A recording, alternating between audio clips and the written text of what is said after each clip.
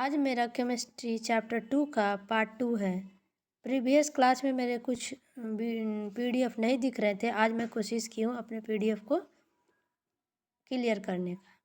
पिछले क्लास में हम लोग वैलेंसी को स्टार्ट किए थे, तो हम वैलेंसी देखते हैं।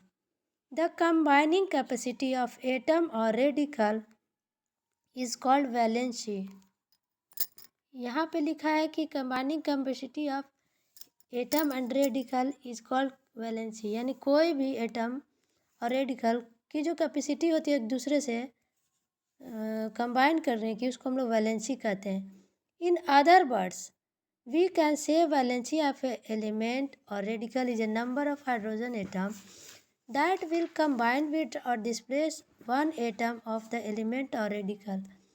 दूसरे शब्दों में फर्स्ट में तो हम कह दें कोई भी एटम और रेडिकल जो कंबाइन करता है उसको हम लोग वैलेंसी कहते हैं। दूसरे वर्ड में ये बताया हुआ है कि वैलेंसी जो है कोई भी एटम जो है हाइड्रोजन एटम से कंबाइन करने की कितनी क्षमता रखता है, मतलब कितने हाइड्रोजन एटम को वो डिस्प्लेस कर सकता है, उसको हम लोग कहते हैं या तो one atom of the element or radical, या तो combine with the hydrogen atom, यानी हाइड्रोजन एटम से कंबाइन करने की कैपेसिटी को भी हम लोग वैलेंसी कहते हैं।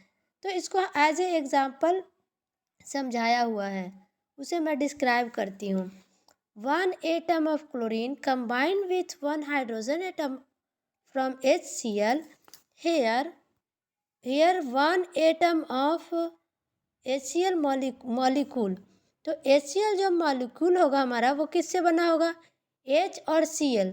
तो यहाँ पे क्या है, हमारा Cl को एक हाइड्रोजन की आवश्यकता है। दैट मीन्स वो जो Cl है हमारा ओनली वन हाइड्रोजन से कंबाइन हुआ। तो यहाँ पे क्लोरीन की वैलेंसी कितनी होगी, क्लोरीन की वैलेंसी 1 होगी, क्योंकि वो उसकी कैपेसिटी कितना है, वो ओनली वन हाइड्रोजन से ही कंबाइन हुआ है। Here in the other example, one atom of oxygen combines with two atom of hydrogen। यहाँ पे ऑक्सीजन का एक एटम ले लेते हैं और हाइड्रोजन का हम लोग हाइड्रोजन का दो एटम। तो दोनों क्या करता है, हमारे यहाँ पे हाइड्रोजन के नीचे 2 लिखा है, यानी हाइड्रोजन का कितना एटम है, 2 एटम। और ऑक्सीजन के नीचे क्या लिखा हुआ, ऑक्सीजन के नीचे लिखा हुआ है, ऑक्सीजन के नीचे यहाँ पे हेयर इज 1 और ऑक्सीजन के पास 2 है। तो हमारा ये क्या हो गया, ऑक्सीजन इस मॉलिक्यूल में जो ऑक्सीजन है वो 2 हाइड्रोजन से कंबाइन हुआ, यानी हाइड्रोजन ऑक्सीजन की वैलेंसी कितनी हो गई, 2। इसी तरह से certain element exhibit more than one valency. जैसे कि एग्जाम्पल में कोई ऐसा भी एलिमेंट हम लोग देखते हैं पीरियोडिक टेबल में कि वो एक से ज़्यादा वैलेंसी शो करता है। एक से ज़्यादा कहने का मतलब है कि किसी की वैलेंसी 1 और 2 दोनों होती है। As a example copper, here is a copper की 2 वैलेंसी होती है, 1 और 2। और उसी तरह से हमारा टीन है, टीन का भी 2 वैलेंसी होता है, फर्स्ट वैलेंसी एक हमारा 2 और दूसरा 4। आयरन का हमारा 2 और 3। इसी तरह से हमारा मरकरी का भी होता है एक वैलेंसी और 2 वैलेंसी। तो यहाँ पे कॉपर का 1 और 2 लिखा है, यानी कॉपर की 2 वैलेंसी है, एक 1 वाले को हम लोग क्यूप्रस बोलते हैं, और सेकेंड यानी 2 जहाँ वैलेंसी होगी वो क्यूप्रिक।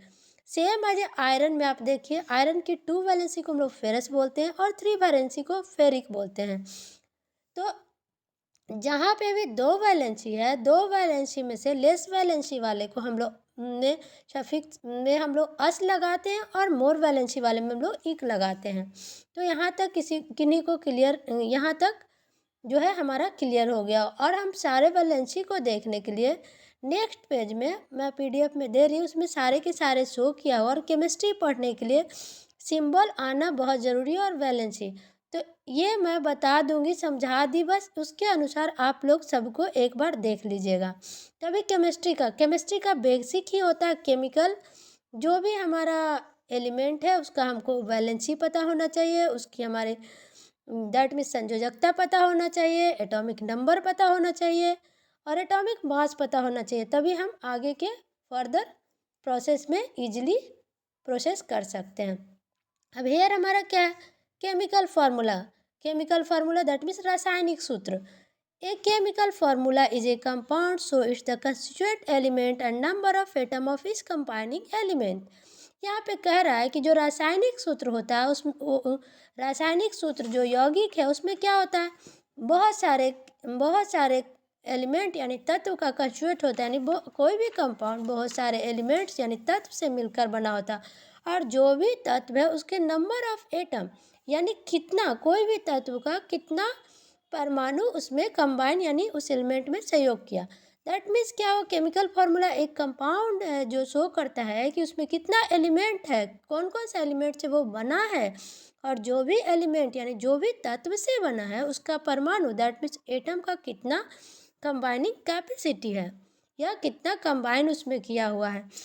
यार एग्जाम्पल के लिए हम लोग जाते हैं, देखिए NaCl बहुत ही जाना पहचाना नाम है, जो खाने वाला नमक को हम लोग बोलते हैं NaCl। उसका केमिकल नेम है सोडियम क्लोराइड। सोडियम क्लोराइड है, सोडियम Na सिंबल है सोडियम का, क्लोरीन हो गया। तो एलिमेंट क्या क्या हो गया, एलिमेंट में हमारा दो एलिमेंट है sodium, first one is sodium, second one is chlorine. अब हमें पता करना है कि सोडियम का कितना एटम है और क्लोरीन का। यहाँ पे देखिए सोडियम के नीचे एक कोई सिंबल नहीं है, कोई भी नहीं लगा हुआ, यानी इसका मतलब हो गया कि सोडियम के पास 1 है और क्लोरीन के पास भी 1 है। तो ये हमारा दोनों का कंबाइनिंग कैपेसिटी हमारा एक एक हो गया। सेम C6H12O6 ये ग्लूकोज का फॉर्मूला है, बहुत ही इम्पोर्टेंट है। ग्लूकोज जो है C6H12O6 ये फार्मूला तो आना ही आना चाहिए हम लोग को, C6H12 ग्लूकोज। तो ग्लूकोज जो है हमारा किससे बना होता है, कार्बन, हाइड्रोजन और ऑक्सीजन। अब यहाँ पे देखिए पूछेगा नंबर ऑफ एटम, तो नंबर ऑफ एटम्स क्या है, क्लोरीन कार्बन के नीचे 6 लिखा है दैट मीन्स उसमें 6 एटम है। क्लोरीन के हाइड्रोजन के नीचे हमारा 12 लिखा है दैट मीन्स हाइड्रोजन का 12 एटम एंड ऑक्सीजन का 6 atom. Number of oxygen atom भी सेम, ऑक्सीजन के नीचे 6 लिखा है तो 6 हो गया। अब है next formula of the simple compound.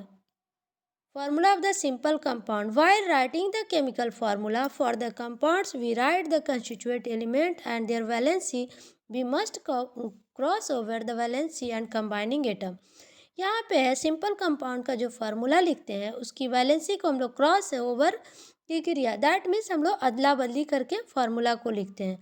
तो इस वीडियो में यहाँ तक हम स्टॉप करते हैं और नेक्स्ट में मैं इसको समझाऊंगी। जहाँ भी मेरी कोई भी त्रुटि हो तो कमेंट्स करें ताकि मैं अपने नेक्स्ट वीडियो में सुधार करने की कोशिश करूँ। धन्यवाद। यदि अच्छा लगे तो फॉरवर्ड एंड शेयर करें।